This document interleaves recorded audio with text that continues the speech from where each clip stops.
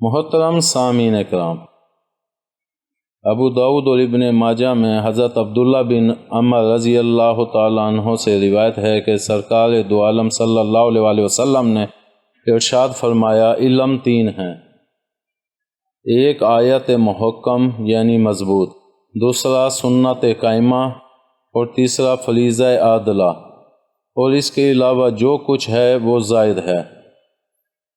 تشریح میں محدثین لکھتے ہیں کہ مطلب یہ ہے کہ دین کے علم تین ہیں، یا یہ کہ علم دین کی بنیاد تین چیزوں پر ہے۔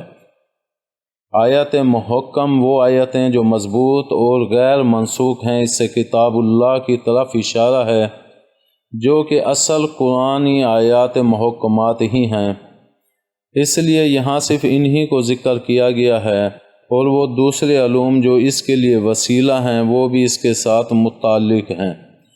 سنت قائمہ یعنی وہ احادیث جو متن اور اسناد کی مخالفت کے ساتھ ثابت ہیں، اور فریضہ عادلہ سے اشارہ ہے قیاس اور اجماع کی طرف جو کتاب و سنت سے مستبد ہوتا ہے۔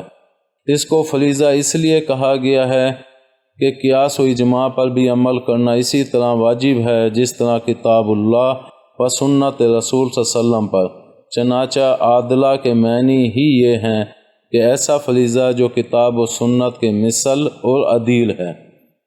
بہرحال حدیث کی توضیح سے یہ ہوئی کہ دین کے اصول چار ہیں جس پر دین و شریعت کی پوری بنیاد ہے۔